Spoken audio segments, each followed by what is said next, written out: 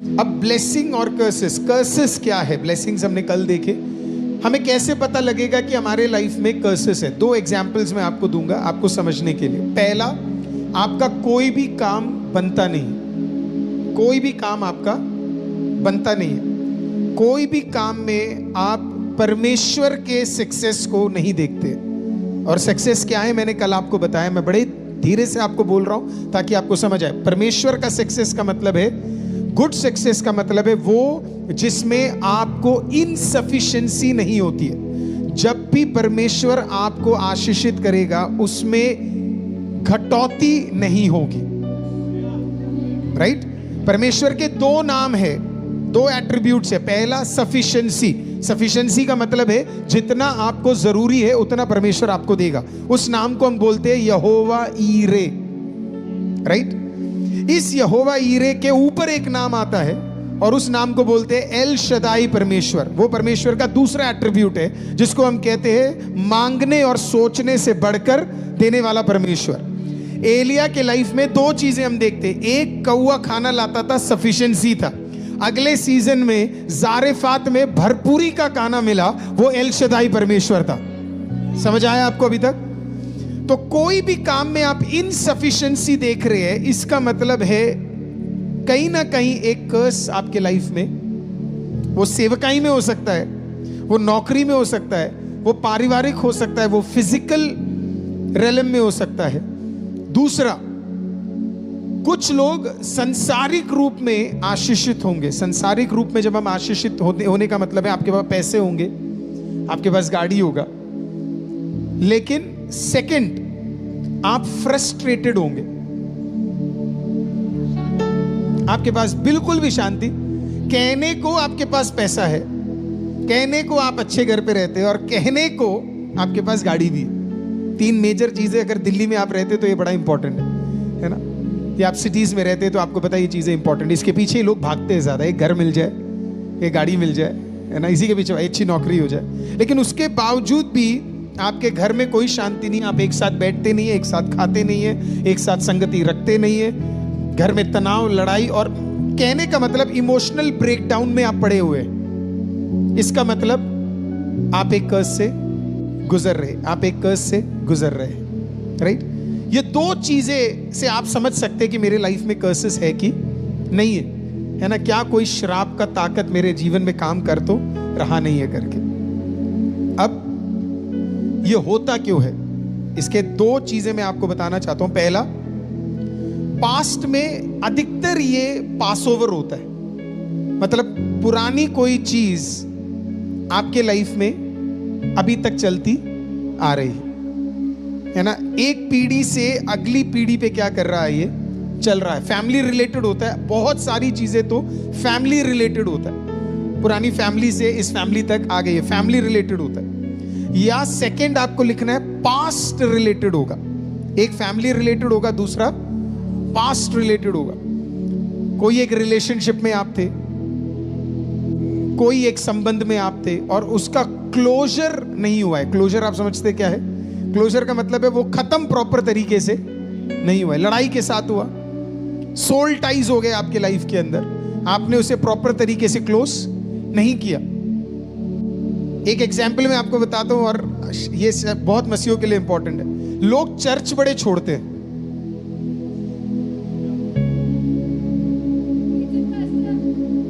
ध्यान से सुनिएगा मेरी बात को। लोग एक चर्च से दूसरे चर्च भागते रहते हैं। एक्चुअली पहले इतना होता नहीं था, अब क्रिश्चियनिटी में ये ज्यादा बढ़ गया, लेकिन अब हो गया। अब मैं एज अ पास्टर, मेरा काम है ये सारी चीजें आपको बताना, क्योंकि मैं उस चर्च को चर्च नहीं मानता जहां पे पूरी भीड़ दूसरे चर्चों की आ रही है। मैं उस चर्च को चर्च मानता हूं जहां पे हर दिन कोई मन फिरा के प्रभु के राज्य में आ रहा है। अब मेरी बात को समझिएगा। किंगडम में फायदा उसी का ही है जहां पे जो नहीं जानता वो आ रहा। तो मेरी बात को गलत मत समझिएगा, मैं ऑनेस्टी के साथ आपके सामने चीजों को प्रेजेंट करना चाहता हूं। हालेलुया।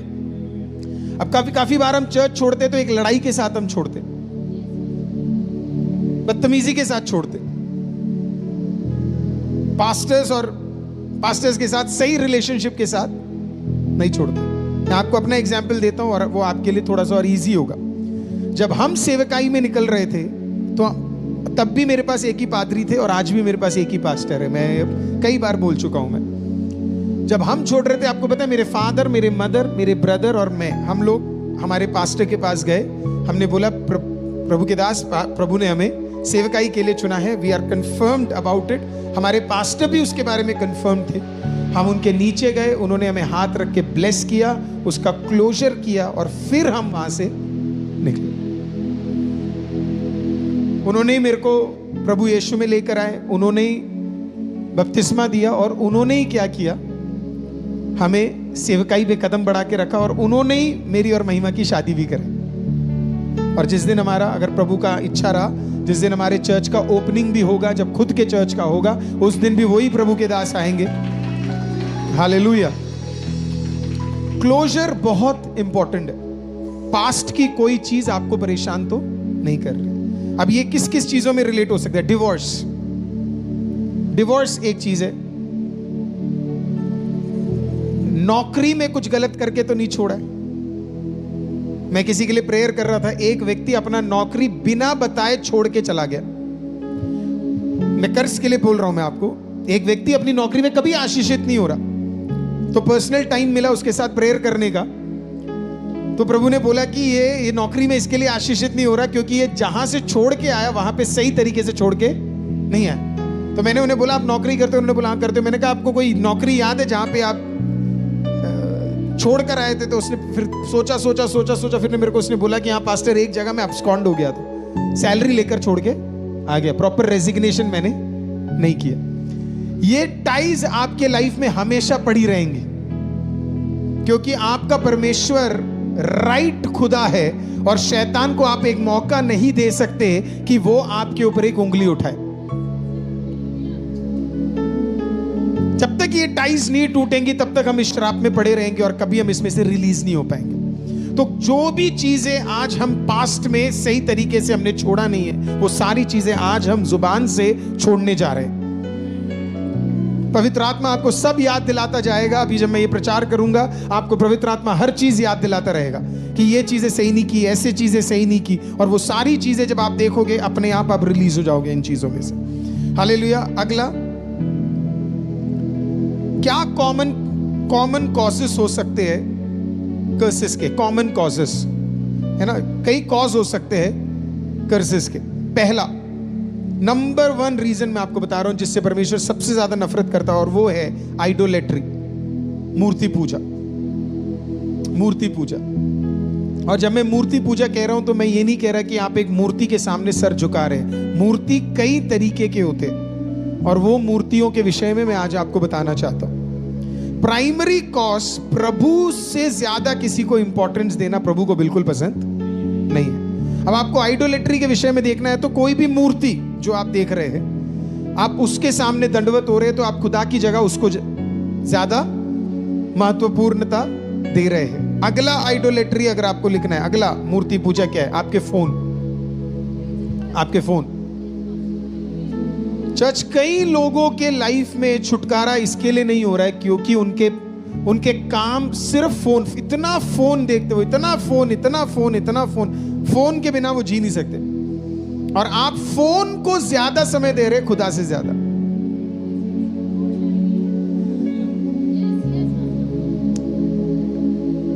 मैं कुछ बोलूंगा तो आप बुरा मत मान जाना। किसी को देख के बोलो, बुरा नहीं मानेंगे, है ना। लाइव वाले लिखो, बुरा नहीं मानेंगे, है ना। 4000 लोग देख रहे हैं, चलो बोलो बुरा नहीं मानेंगे।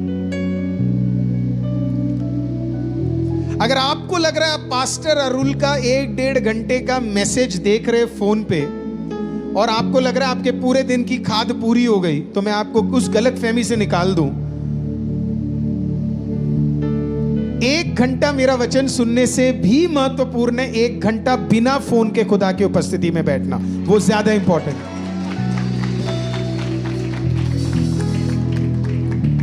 देखिए, हमें व्यूज का ये सब शौक तो मैंने बहुत पहले निकाल दिया। आप तो जानते हैं मैं अधिकतर वीडियोस तो क्लोज कर देता हूँ।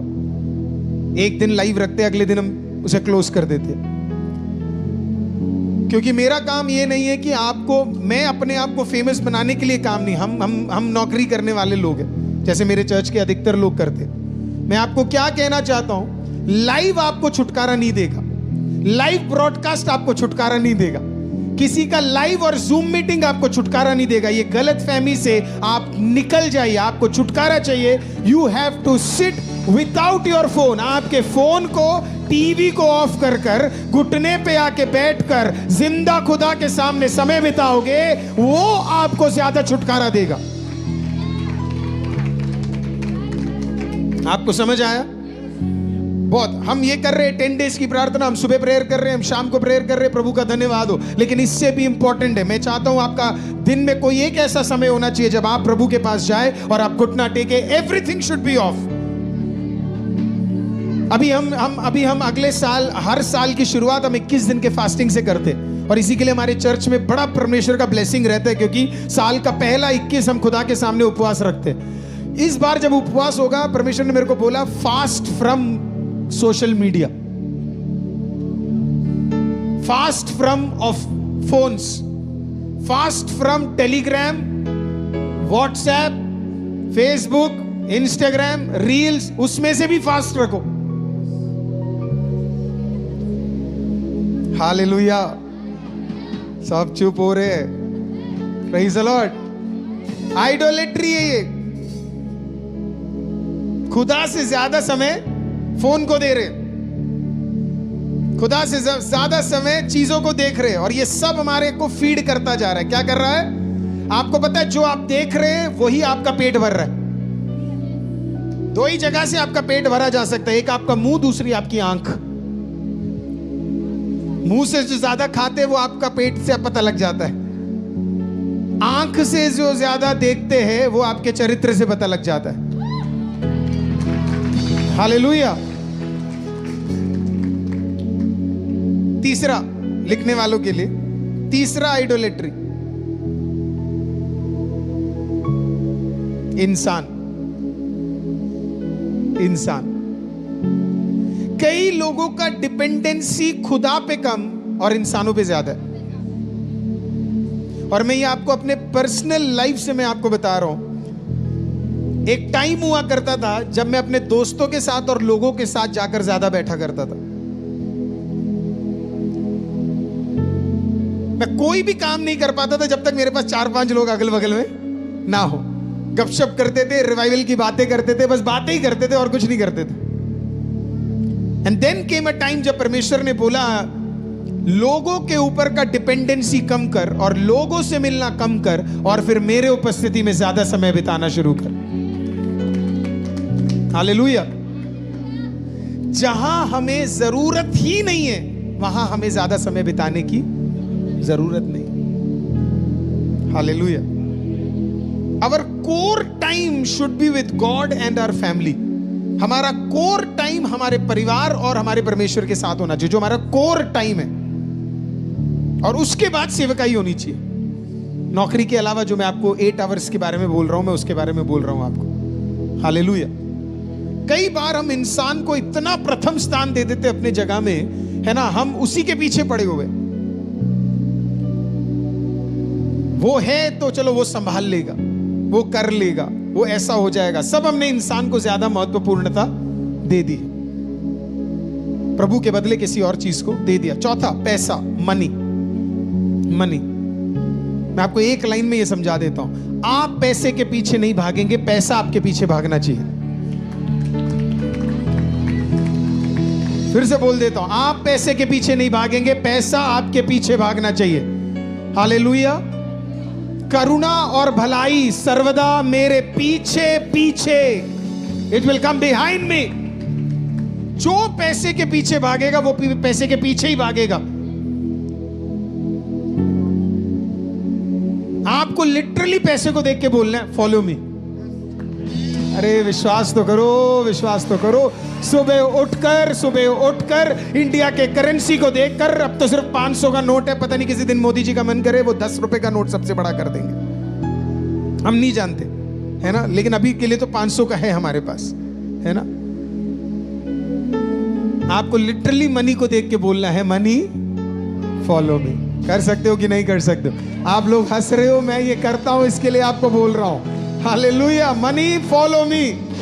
हालेलुया, क्योंकि मेरा वचन कहता है करुणा और भलाई मेरे पीछे पीछे आएंगे। हालेलुया, मैं भलाइयों को कहता हूं। चलो चलो, मतलब पहले मैं ये प्रभु के दास की क्रेडिट लेने से पहले मैं ये एक्चुअली प्रभु के दास डॉक्टर पॉल योंगिचो से सीखा था कि मेरे लाइफ में जब कई समय तक आशीष नहीं आती थी, एक जगह पे मैं जाकर रुक पड़ा था, मतलब आशीष थी पर उसके बाद फिर मैं ऊपर नहीं उठ पा रहा था।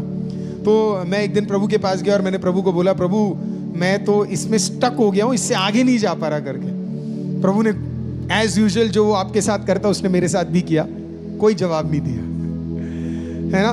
और फिर उसके बाद प्रभु मेरे को एक छोटे से एक किताब की और मेरे ध्यान को लेकर, बिल्कुल छोटा सा किताब था, पैम्फलेट था छोटा सा, और उसमें पॉल योंगिचो का एक पैम्फलेट था। तो हम हमारे जो जहाँ पे हमारा चर्च होता था तो वहाँ पे क्या है, ऐसे बोर्ड लगे होते थे और उसपे मैगजीन्स लगे होते थे। तो मैं अपने ऑफिस के रूम से, प्रेयर के ऑफिस के रूम से निकलकर मैं जब बाहर गया तो मैंने देखा कि एक नया मैगजीन आया। तो प्रभु ने तो बात की नहीं, मैं बड़ा निराश हुआ। मैंने कहा प्रभु आपने तो बात नहीं की, लेकिन प्रभु प्रभु है, उसके तरीके अलग है। मैं गया तो वहाँ पे मैगजीन थी डॉक्टर पॉल योंगिचो का था। मैं बड़ा खुश हो गया, मैंने कहा यार मुझे तो बड़े पसंद है प्रभु के दास। मैंने देखा तो नया मैगजीन था, बिल्कुल ब्रांड न्यू था। मैं लिया, मैं वापस क्या किया, एक कॉफी उठाया और जाकर मैं बैठ गया। मैंने खोला और फिर जो क्वेश्चन मैंने प्रभु से पूछा, एग्जैक्टली वही क्वेश्चन प्रभु के दास पॉल योंगिचो ने पूछा, परमेश्वर मैं 3000 में अटक गया हूं, अब आगे नहीं बढ़ पा रहा, अब आगे नहीं बढ़ पा रहा। मैं इतना एक्साइटेड हो गया, मैं लिटरली आपको बता रहा हूं, मैंने खुदा को देखा, मैंने कहा मान गया मैं आपको। हालेलुया। और जल्दी से मैं पढ़ रहा हूं और उसके अंदर लिखा है कि आप अगर स्टक हो गए तो इसके लिए, क्योंकि काफी बार हम खुदा को काम करने नहीं देते, खुद काम करने के पीछे लग जाते। Dependency on God is better than dependency on us. I हटकर आई एम वाले पे बिलीव करना, है ना, आई एम वाले पे बिलीव करना बहुत जरूरी है। आई एम नहीं, आई एम पे बिलीव करना है। हालेलुया। हम कहते हैं I can do, I am नहीं, किस पे बिलीव करना है, वो वाले आई एम पे बिलीव करना है। और पॉल योंगिचो कहते हैं कि कैसे उनको परमेश्वर की आत्मा ने डांटा और बोला कि तू इसके लिए नहीं बढ़ पा रहा क्योंकि अभी तुझे लग रहा है तू सब कुछ कर सकता है करके। और वो लिटरली वहीं पे प्रभु के दास ने अपने आप को दंडवत किया, माफी मांगी, और माफी मांग के उन्होंने इस प्रकार से कहा कि God I am really sorry, मैंने ये गलती करी। और उन्होंने बोला कि पवित्र आत्मा आज से मैं नहीं हूं सीनियर पास्टर, आप हो सीनियर पास्टर। हालेलुया। और फिर आप जानते हैं क्या हुआ, लिटरली 2 मंथ्स के अंदर अंदर पवित्र आत्मा ने उनके चर्च के लेवल को बदल दिया। 3000 से वो 6 में पहुंच गए, 6 से 12000। फिर उन्होंने उसी चर्च से रेजिग्नेशन दे दिया। जब 12000 का चर्च हो गया, उनका रेजिग्नेशन दिया और पवित्र आत्मा ने बोला बस अब रेजिग्नेशन दे दिया, मैं तेरे को नई जगह लेकर जा रहा हूं। देखना जरा, 12000 के बाद अगर कोई छोड़ सकता है, इसका मतलब उसके अंदर अब आई एम नहीं है, उसके अंदर वो वाला आई एम है। 12000, 12,000। दिल्ली में इतना बड़ा कोई चर्च भी नहीं है। हालेलुया, आमीन। और आई एम लेकर वो नई जगह पे गया सेवकाई करने के लिए, जहां पे खुदा ने उसे 10 लाख लोग हर संडे हालेलुया चर्च में दिए। आज मैं आपको कुछ सिखाता हूं जल्दी से। आप एक जगह पे स्टक है, आप एक जगह पे स्टक है। इस पृथ्वी के सबसे ताकतवर व्यक्ति के साथ मैं आपको कनेक्ट कराता हूं, जिसका नाम पवित्र आत्मा है। हालेलुया। आपको पता है वो कौन है, पवित्र आत्मा कौन है? मैं आपको एक वर्ड दूं, लिख सकते हैं आप। पवित्र आत्मा कौन है? पार्टनर। पवित्र आत्मा कौन है ना।